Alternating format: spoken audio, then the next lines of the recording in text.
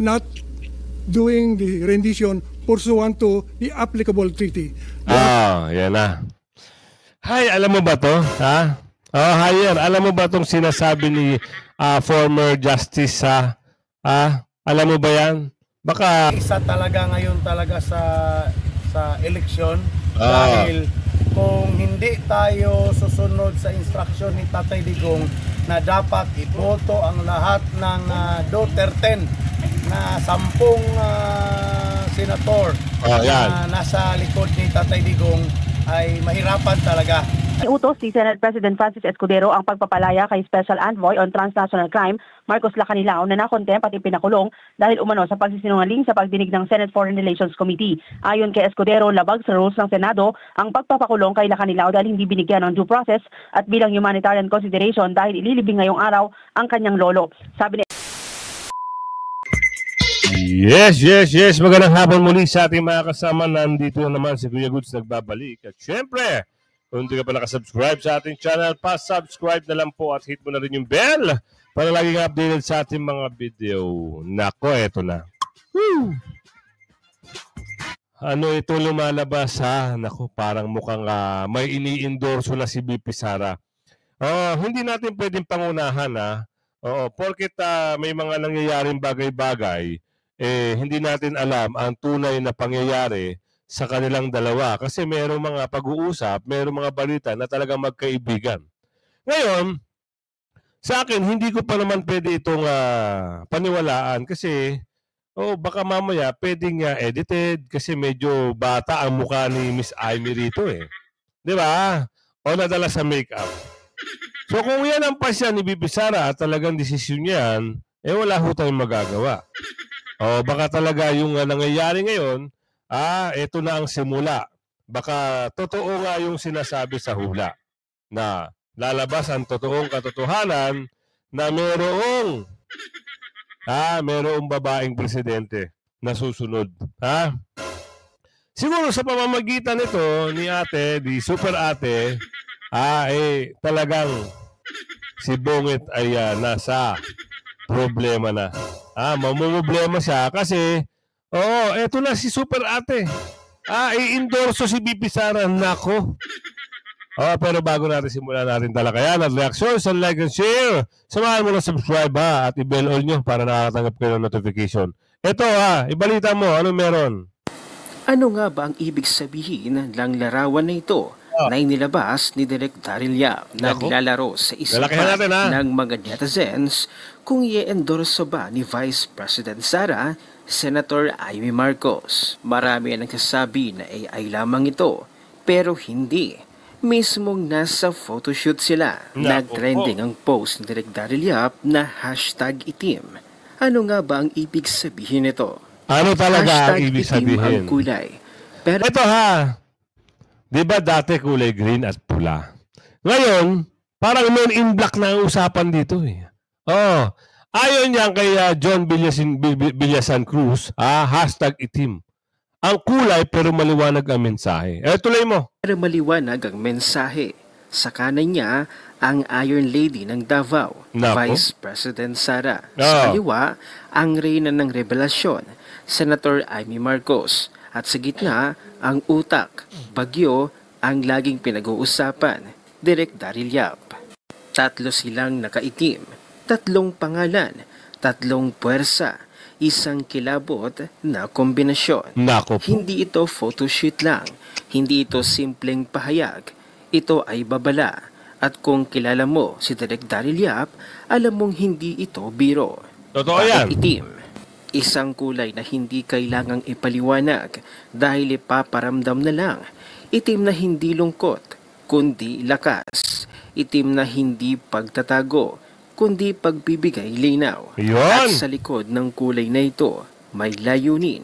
Hindi para pasayahin ang bashers, hindi para patahimikin ang mga ingay, kundi para pukawin ang diwa ng sambayanan. Ang tanong ngayon, handa ka na bang masilayan ang tanong, ikaw na nanonood sa akin, handa ka na ba? Tanan. Nako po, yan na yung hashtag na yan eh. Kayo, kung tatanungin kayo sa napapansin nyo ito, ano ba ang pwedeng mangyari dito sa kapatid at dito sa tambalunglong at dito sa babaeng kokak? Pag si Super Ate ay tuluyan ng magkaroon ng boses. Hindi malabo, dahil sinimula na Super Ate. Nagbigay siya ng boses, may pina-impeach. Ang problema, yung isang keso hindi pinirmahan. Bakit? Pag ito si Super Ate ay nanawagan, diyan lalo bibilib ang taong bayan. Kaya aabangan natin yung witness mo. Sa nakikita natin ito, ako hindi pa ako sobrang kumbinsido kasi baka mamaya wag na muna natin bibigyan ng totoong kulay. Pero malay mo, baka sa kapag kakaibigan nila, in-endorso niya. Para, siyempre, magkaibigan sila, di ba? Endorso kita, kakampanya kita. Baka masama sa pang-11. Hindi natin sigurado yan. Ang alam natin, wala namang masamang tinapay si Super Ate kay BP. Kasi, nagsalita nga siya, di ba, nung nasa dahig siya, si BP Sara, si Super Ate ay nag-hearing. So, si BP Sara ay nagsalita. So, hindi naman siguro ganun yung pagkakaroon nila ng alitan. At baka mamaya, meron din talagang hindi pagkakaugnayan, yung mga bagay-bagay, kung sino man yung nai-involve kay Super Ate. Tuloy natin. Hindi mo inaasahan dahil sa likod ng mga ngiti ng katahimikan at mga madidilim na damit, may namumuong kasiyahang hindi mo mapipigilan. #itim. Hindi lang kulay, kundi samahan, bantayan, abangan. Dahil kapag ang direktor ay may dalawang reyna sa tabi niya, siguradong may script na ikagugulat ng bayan. Gayunpaman, ayon sa mga netizens, ay kung i-endorso ni Vice President Sara si Senator Amy Marcos sa pagkasenador para sa May 2025 elections, ay hindi pa rin daw nila iboboto ito dahil wala man lang daw ginawa si Senator Amy Marcos upang pigilan na dalhin sa dahig Netherlands ang dating Pangulong Duterte. Pero ayon din sa mga balibalita ay tila promotional video ito na magkakasama sina Vice President Sara, Director Daryl Yap at Senator Amy Marcos. Sinasabing lalabas at mapapanood ang nabanggit na promotional video. Ayun naman pala, promotional video, sino ipopromote? Yan ang tanong natin. Sino ba ang mapopromote dito? Kaya kailangan natin malaman ang mga bagay-bagay na sa susunod pa ng mga araw, di ba? Sa Lunes, April 14, 2025. Sa Lunes! Binigyan ng komento at reaksyon ni Mr. Will Talker. Panoorin natin ang buong video. Yan. So may mga kumakalat ngayon na litrato mga lords na parang endorsement, I think, ni VP Inday Sara kay Senator Amy. Tapos, andyan din si Daryl Yap. I don't think so. Sabi nila parang lumang picture na daw ito. Pero what if lang mga lords, no? Ayan, sabi nila yung lumang picture. Kung sakasakali man magkatotoo nga ito, ano kaya ang impact nito doon sa kapatid at doon sa lulong at doon sa kokak? Ano kaya, Lang na i-endorso ni VP Inday Sara si Senator Amy. In my take mga lords, ever since naman hindi naman bumitaw si Senator Amy sa mga Duterte, di ba? Yung support ni Senator Amy sa mga Duterte, andyan pa rin. Ang disadvantage lang, Marcos pa rin si Senator Amy. Yun lang. Pero alam niyo mga lords, kung siguro mapapauwi ni Senator Amy si Tatay Digong bago mag-eleksyon, mananalo si Senator Amy. Mananalo ka, Manang Amy. Tapos kung kakanta si Senator Amy at sasabihin niya yung mga katotohanan about, 'di ba, kay PBBM, lalo na kung nagdodroga ba talaga ang kanyang kapatid. Nako, yan. Warsyak yan. let's all be strategical. Kailangan kumplituhin talaga natin ang 12 senators natin. Kasi kung 10 lang mga lords, may mababakante na 2. So it's either pwedeng makapasok si Bam, si Kiko, at ibang kandidato ng alyansa. Which is, alam naman natin na may impeachment na nakahain kay VP Inday and nasa mga senador na ngayon ang bola. And kung titignan nyo, kailangan ng I think 24 or 27 senators, 16 lang pala na boto ang kailangan para ma-impeach si VP Inday. Nako, and hindi na susulong yan. pa tayo. Hindi na yan naabante. Ha?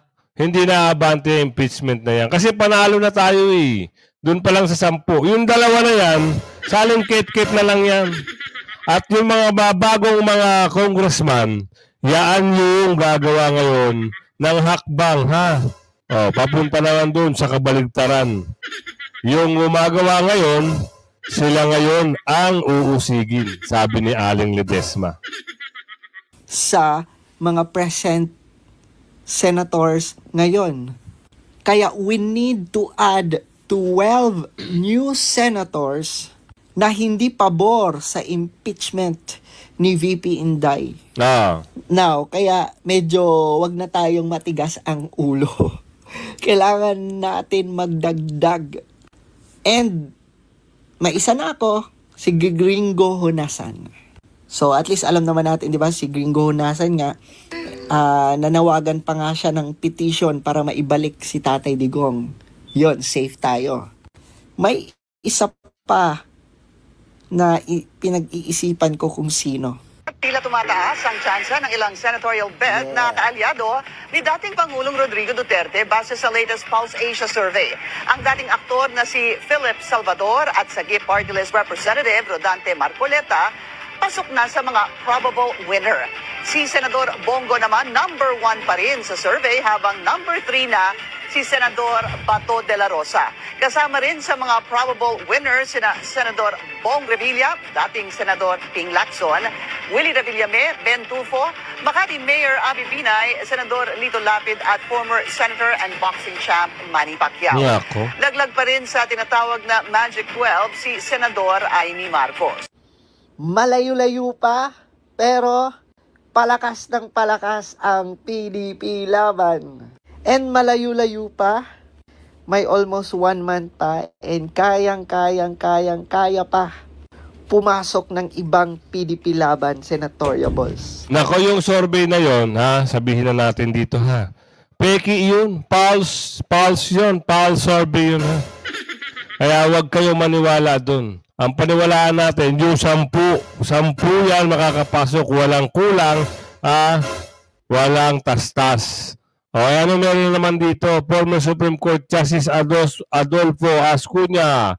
Open the surrender must be made pursuant. Ay, kailangan naman talaga may due process. Hindi pwede yung ginawa nila. Diba? Ginawa nila ng paraan si Tatay Digong. Eh ngayon, ikaw hire, abangan mo yung pagtutuos nyo pagbalik ni Tatay Digong. Whereas in the Philippines, as it is now pending in the Philippine Supreme Court, in my view, there is a violation and there will be consequences for that violation. Thank you, Madam Chair. How about you, General Torre? May violation ho ba sa arrest or detention ni former President Duterte? No, sir. Can I read to you Republic Act 7438? You cannot stop violation from visiting. Two-star, sir, ako na. Ako nagdesisyon nito, sir. I don't know if you use the word ako mananagot. So, simple lang question ko, did you prevent VP Sara from seeing her father? Yes or no? Yes, sir. I did prevent to allow VP Sara to enter, sir. Ang penalty nito ay 4 na taon nata na kulong. Ako, sir, personally, that's my call at that time. So it's your call? So it's your call to violate the law? I do believe personally that everything that I did was within the ambit of the law. They are always welcome to file the appropriate charges in the proper forum, and so that we can discuss about it. In this case, the applicable treaty remains the Statute of Rome, and thus we have to follow Article 59 of the Statute of Rome, which requires that the custodial state, namely the Philippines, must first bring the arrested person to a local court to to determine two things: whether or not the person is really the one named in the warrant. Maliwanag. Second, whether or not the person has been informed of the charges against him or her. Ang liwaliwanag na sinabi ng former Supreme Court Justice, ha? Di ba? Dapat may due process. Kaso, two-star ka. Ha? Oo. Ay na naman tayo eh. Di ba? Ginawa mo, sinarili mo yung batas eh. Ikaw ang gumawa ng batas mo. Sarili mo lang. Paano yan? Nagkabulyasuhan na. Tinanggi ka rin ng mga kasama mo. Tapos ngayon malulungkot ka. Nilaglag ka. Di ba?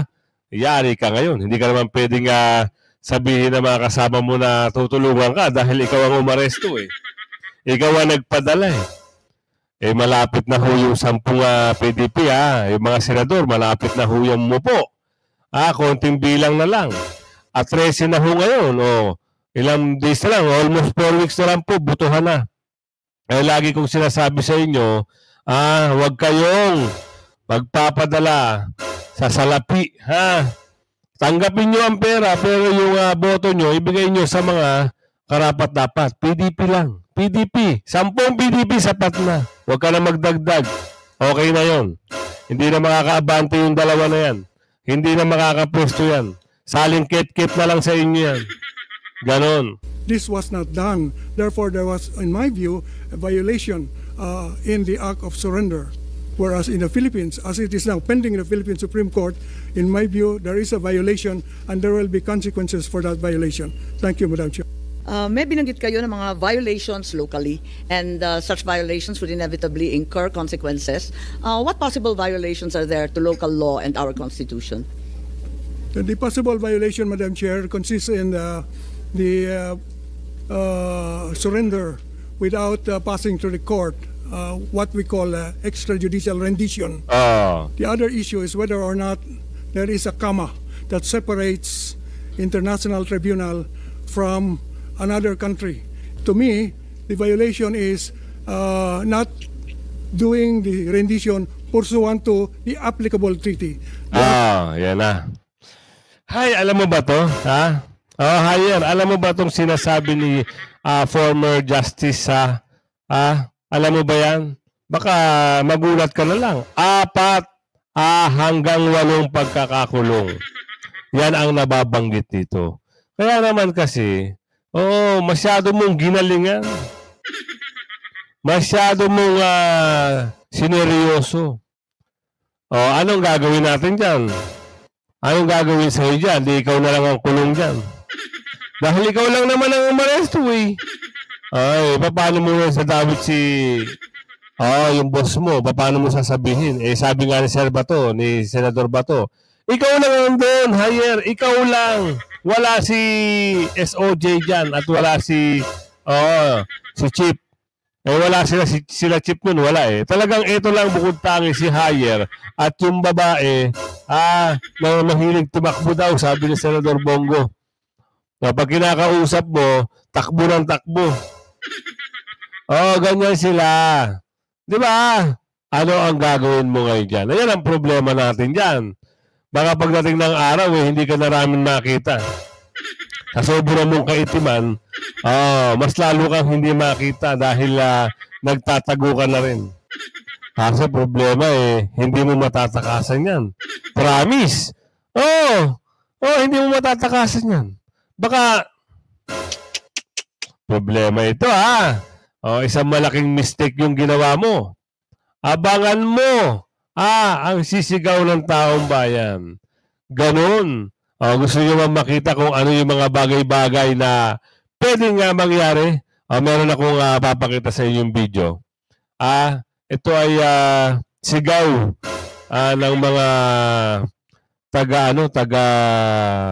tumatakbong congressman ito pero abangan natin kung saan ito. Sila na bahalang magpahayag dito. Gusto ko lang malaman ninyo. Kasi mas maganda kayo na makinig kasi may boses ito mga to. Una. Yan. Sir King Bilima, good morning po sir. May tatanong lang Congressman King Belimac. Oo, sa probinsya ata ito ng ano eh. Tuloy natin para malaman natin anong province to. Kaalyado ito ni Tatay Digong at ni Bibi Sara. Kami tungkol po sa impeachment na niluluto na po ngayon sa Senado. Ano po ang magiging reaction niyo po dito? Magandang umaga sa inyong lahat, lalo na sa ating mga kababayan dito sa probinsya ng Sarangani at sa lahat ng mga kababayan natin sa buong Pilipinas, lalo na mga OFW. Ito yung updates galing dito sa Sarangani dahil tumatakbo nga tayong congressman dito. Mga taga Sarangani kayo ho po ay iniimbitahan ko. At kayo, ito na ho, kakampanya ko na ho si Congressman King Belimac. Ito ho, magbibigay din ng pag-asa. Kasi ito'y makakatulong ni Bibi Sara at sa mga senador. Paano saan? Tanong. Pag itong mga congressman na kaalyado ni Bibi Sara ang gumawa ng bagay-bagay para mangyari kung ano yung ginawa nila kay Bibi Sara, sigurado. Sigurado sila. Di ba? Kaya ipanalo nyo sa Sarangani si Congressman King Belimac. Under sa PDP laban reforma. Ang update ko lang is kailangan tayong magkaisa talaga ngayon talaga sa eleksyon dahil kung hindi tayo susunod sa instruction ni Tatay Digong na dapat iboto ang lahat ng Duterte na 10 senator na nasa likod ni Tatay Digong ay mahirapan talaga, and 100% si Inday Sara ay ma-impeach talaga dahil normal na napasa na yung impeachment na galing sa lower house, sa Congress, then ang next niyan is sa Senate. So ngayon mga kababayan ko, again nire-remind ko na talagang suportahan natin ang both straight tayo, PDP laban senatorial slate mula kay Senator Bungo, Senator Bato de la Rosa, Vic Rodriguez, Pastor Kibuloy, Philip Salvador, JB Hinlo, Dr. Mata, Jamie Bondok, and Lambino, and yung isa Attorney Vic Rodriguez, Pastor Kibuloy. So lalo na ako ay taga Mindanao, hindi natin pwedeng makalimutan si Pastor Apollo Kibuloy na taga Davao, si Kuya Bongo na taga Davao, and of course si Kuya Bato de Rosa na taga Davao din. Sabi ko sa inyo, mga taga Sarangani anong distrito si Kuya Belimac? Iboto nyo. Huwag yung hayaan umabante na naman ang mga durobo sa inyo. Sa pamamagitan, pag nanalo ito si Kuya, makakatulong to kay Bibi Sara. Yan ang paniwalaan nyo. Yan ang magaling, ito, meron ako ibibigay sa inyong slide, ano ba nangyari dito kay binaril, 3 oras, ang lakas-lakas nakapag-live pa. Nako po. Baka sabi ni Aling Ledesma, pautot lang yan. Alamin natin to kung ano to. Leyte 4th District Representative Richard Gomez said he finds it hard to believe the reported assassination on Albuera mayoral candidate Kerwin Espinosa. Gomez questioned Espinosa's credibility, citing his admitted involvement in illegal drug activities in the Visayas region. He also pointed out inconsistencies in Espinosa's statements and said he is still gathering facts about the incident. Espinosa, however, maintained that the attack was politically motivated and refuted claims that it was staged to boost his campaign. He directly accused Gomez, his wife Ormoc Mayor Lucy Torres, and City Police Chief Colonel Ray Dante Ariza of being behind the attack, claiming that Ariza was following orders from the couple. Espinosa said no one would fake an attack that nearly hit the heart and believes he was spared for a reason, adding that he still has a purpose in serving his town. Aside from Espinosa, ang galing yung gumawa ng istoryahe itong tumatakbong kilala ka na naman namin. Kilala ka na rin dyan. May nagsasabi nga, ikaw daw yung pinakamatindi dyan. Pagdating sa mga candy, sikat ka. Wag nyo nang gawa. Wag nyo nang gawa istorya itong sila Miss Lucy Torres at si Richard Gomez. Napakagaling na tao yan. Oo. Yung isa nga di ba? Kakasuhan daw to si Richard Gomez. Kasi politika lang yan.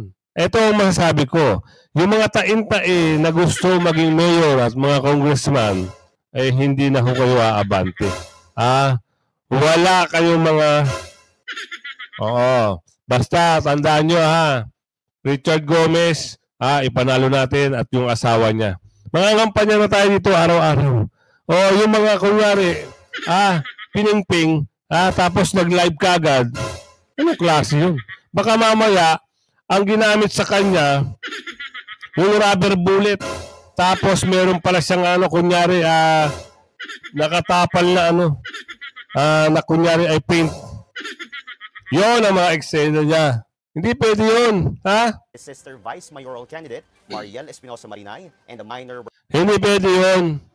Puro lang kayo propaganda. Nadawit nyo pa yung mag-asawa. Tsaka wala naman niniwala sa'yo. Kilala ka naman sino ba yun? Nakulong nga yan, di ba? Nakulong. Bakit?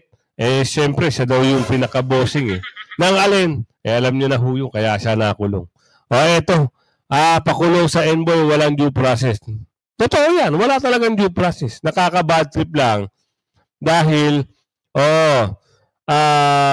itong si Hayer, ay nako. Ngayon, nung una, ang yabang-yabang mo. Pinasok mo kay OJC.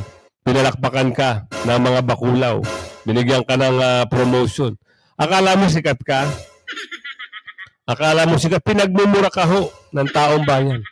Ito na naman, balita natin. Magpapakulong sa Senado sa Special Envoy na kasamang naghatid kay dating Pangulong Rodrigo Duterte sa Netherlands. Walang approval at due process ayon kay Senate President Cheese Escudero. Samantala, Escudero sinabihan sa Senadora Amy Marcos tigilan ang paggamit sa Senado bilang political platform. Kunin natin ang mga balitang yan kay Mean Corvera. Mean. Iniutos ni Senate President Francis Escudero ang pagpapalaya kay Special Envoy on Transnational Crime Marcos Lacanilao na nakontempt at ipinakulong dahil umano sa pagsisinungaling sa pagdinig ng Senate Foreign Relations Committee. Ayon kay Escudero, labag sa rules ng Senado ang pagpapakulong kay Lacanilao dahil hindi binigyan ng due process at bilang humanitarian consideration dahil ililibing ngayong araw ang kanyang lolo. Sabi ni Escudero, maglalabas siya ng show cause order para pagpaliwanagin sila Lacanilao sa loob ng 5 araw bakit hindi siya dapat ma-contempt. Sa sagot ay babatay kung ikukulong sa Senado o hindi. Umalma naman si Senador Amy Marcos sa chairman ng komite sa ginawa ni Escudero at giniit na itong insulto sa kanyang komite at sa integridad ng Senado. Pero sagot ni Escudero, alam ng lahat ng senador na batay sa kanilang rules ang kapangyarihan ng mga chairman ng komite ng Senado na magpa-aresto at magpakulong ay dapat paaprubahan sa Senate President para hindi maabuso ang kapangyarihan at hindi magamit sa personal o political agenda. Sabi ni Escudero, hindi niya papayagan na magamit ng Senado sa petty partisan interest, sa propaganda o sa promotion, lalo na mga kumakandidato ngayong eleksyon. Wala hong propaganda doon, wala hong pamumulitika doon. Ang lumalabas doon, yung katotohanan. Bakit hindi mo pinirmahan? Bakit hindi mo tinuloy? Bakit pinakawalan? Di ba? Andun si Senador Bato. Andun si Senador Alan. Andun si nasa via Zoom si Senator Bongo. Yung 4 na yun, tinabla mo. Sa bagay, sabi nga ni Miss Amy, malakas ka daw kasi. Sa ngayon, paano sa mga susunod? May tanong nga yung ating kababayan Ang tanong nila, kung mananalo ka pa raw sa 2028, kung sakaling tatakbo ka sagot nila, hindi raw. Pasensya ka na. Nasa kanilang mga kamay. Kaso nga lang talaga, nagpakita ka ng kagaspangan. Sabi ni Aling Marie dito. Magaspang yung nangyaring ganun. Diba? Ang usapan doon, napatunayan na nagsisinungaling. Tinanong hindi mo ba alam na dinala sa dahig si former President Duterte? Hindi mo alam. Tinanong yung ambassador Hindi raw niya alam. Samantala, sabi ni Senador Bato, andun ka. Nung sa pagdating pa lang ng galing Hong Kong ni Tatay Digong, andun ka. Ngayon, hindi mo alam. Are you lying? Ayan ang sabi. Nagalit ngayon. Si Aling Amy, saka si Senador Bato. I move motion citing into contempt. Nako. Pumukpok ngayon si Manang Aimee. Dinala na ngayon doon. Hindi mo pinirmahan? Bakit? Ano ang problem? Nakakadismaya naman. Diba? Nakakadismaya. Apela ni Escudero kay Marcos huwag gamitin ang Senado bilang platform sa kanyang personal na political objective, sa halip ay gamitin ang kanyang pangalan, titulo at impluwensya bilang tulay ng pagkakaisa at hindi pagkakawatak-watak. Babala niya mapanganib na hayaan ang isa mga senador na gamitin ang rules ng Senado para sa kanilang personal na pakinabang. Nako, taong bayan ho ang nakikinabang sa ginawang hearing na yan. Gusto nilang malaman talaga kung sino ang nagsasabuatan at sino na nagutos. Ang problema kasi, Sir, Boss, Amo Manager, meron nagko-cover up. Yan ang sabi ni Aling Maria. Meron daw nagko-cover up. Ngayon, sana naman, pinagbigyan mo muna ka pansamantala o isang beses para hindi makitaan ng pagkakabayas. Ang problema kasi, kaibigan ata Kaibigan daw. Kaya naman pala. Hanggang sa muli mga kasama, bibigyan ko pa rin ng magandang update ha. At abang-abang kayo ha sa ating mga nilalabas ng video. Share nyo yung video at i-like nyo po ha. Hanggang sa muli, bye-bye.